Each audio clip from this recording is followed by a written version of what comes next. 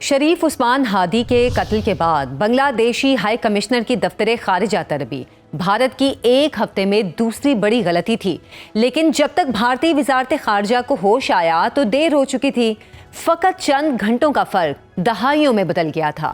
ان چند گھنٹوں کے دوران دہلی میں بنگلہ دیشی سفیر کی طلبی بارود کا دھماکہ ثابت ہوئی اور پورے ملک میں آگ لگ گئی۔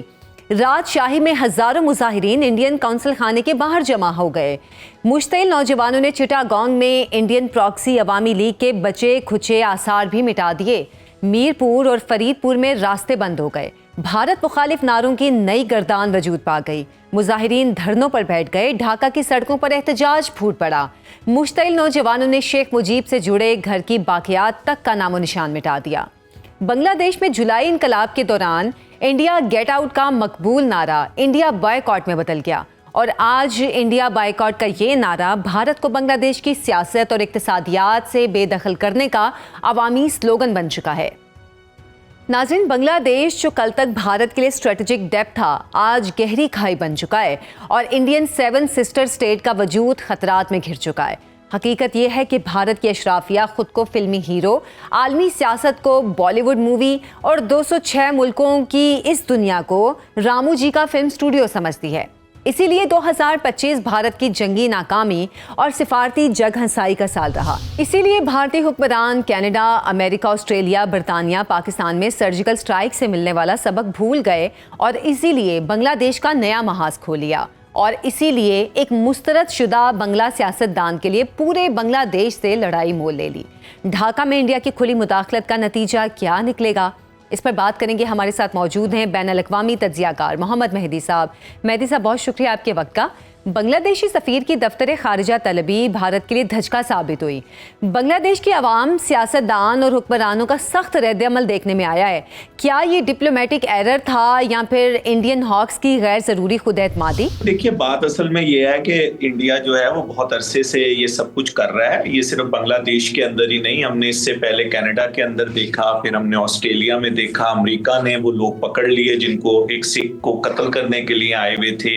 پاکستان کے اندر جوہر ٹاؤن کے اندر انہوں نے یہی کچھ کیا، تو اب انہوں نے ہادی کے ساتھ بھی جو ہے وہ یہی کر دیا ہے۔ تو یہ ہندوستان جو ہے یہ اس نے ہیجمنی اپنی قائم رکھنے کے لیے، اپنی ہیجمنی کو بڑھانے کے لیے پوری دنیا کے اندر ایسی ایکٹیویٹیز کر رہا ہے۔ اور جہاں تک انڈین ہائی کمشنر اور اس کو بلانے کی بات ہے، دیکھیں یہ سب کچھ اجیت ڈول صاحب کر رہے ہیں۔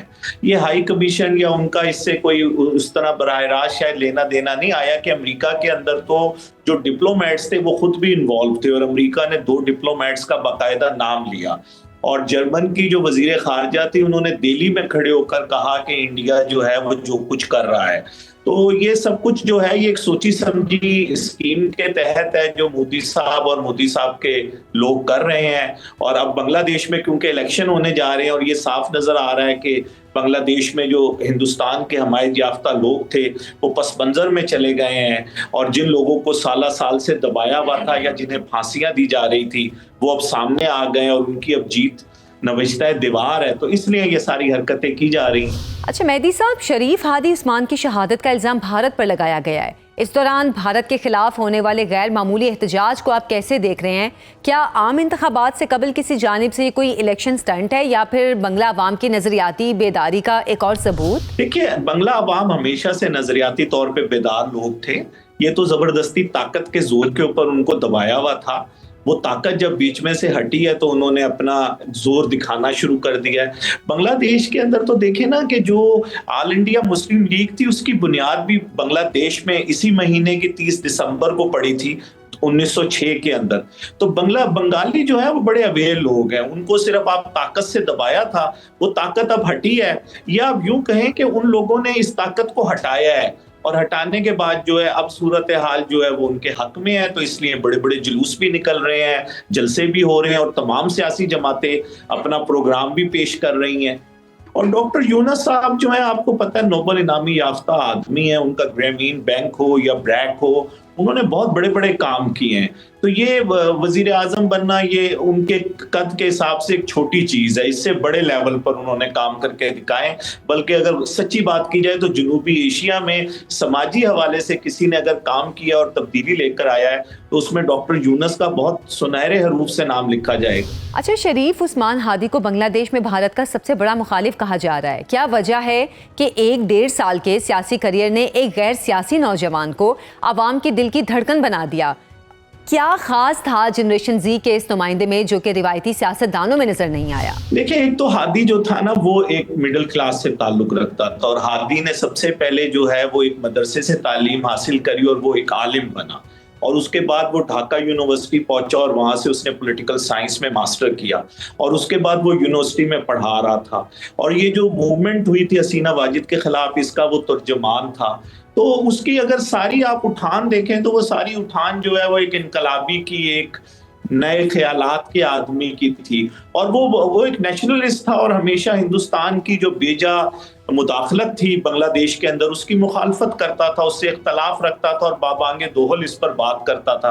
اگر آپ اس کا آخری انٹرویو بھی دیکھیں تو اس نے کہا تھا کہ مجھے تو مار دیں گے لیکن نظریات کو کیسے ماریں گے. مہدی صاحب، بنگلہ دیش میں حالیہ بھارت مخالف احتجاج میں ملک کی مین سٹریم سیاسی جماعتیں کہاں کھڑی تھیں؟ اس تمام تر صورتحال میں جماعت اسلامی اور بنگلہ دیش نیشنلسٹ پارٹی نے کیا موقف اپنایا؟ دیکھیں، جو وہاں کی بنگلہ دیش نیشنلسٹ پارٹی ہے، آپ کو پتا ہے بیگم خالدہ ضیاء کی طبیعت بہت زیادہ خراب ہے. ان کے جو بیٹے ہیں وہ 17 سال کی جلا وطنی کے بعد واپس پہنچ رہے ہیں، تو اس پارٹی کے اندر تھوڑا سا ہمیں یہ خلا نظر آتا ہے لیڈرشپ کا.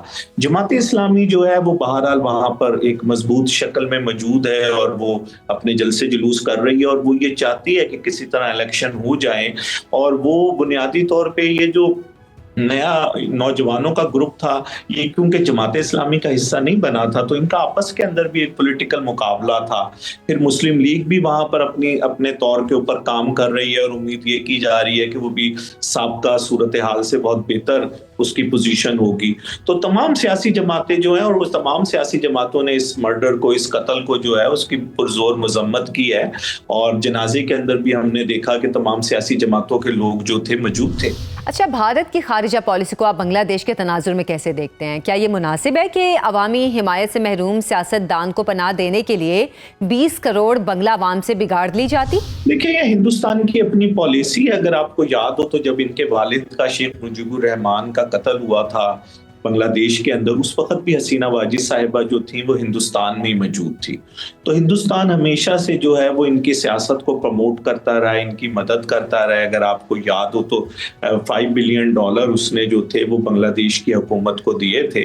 تو ان کا ایک قریبی تعلق ہے، اور وہ آج بھی سمجھتے ہیں کہ یہ ان کا مورا ہے اور اس مورے کو وہ کسی وقت استعمال کریں گے، اس لیے انہوں نے پناہ دی بھی ہے اس کو. اب اس سے قطع نظر کہ بنگلہ دیش کیا ہے، ہم نے دیکھا کہ انہوں نے نیپال کے بادشاہ کو قتل کرانے میں وہ شامل رہے تھے، شری لنکا کے اندر جو ساری خون ریزی ہوئی اس کے اندر وہ شامل رہے، مالدیپ کے اندر جو صورتحال ہے، یا پاکستان کے اندر اب وہ فتنہ الخوارج کے ساتھ اور جو باقی تنظیمیں ان کے ساتھ جس طرح مدد کر رہے ہیں.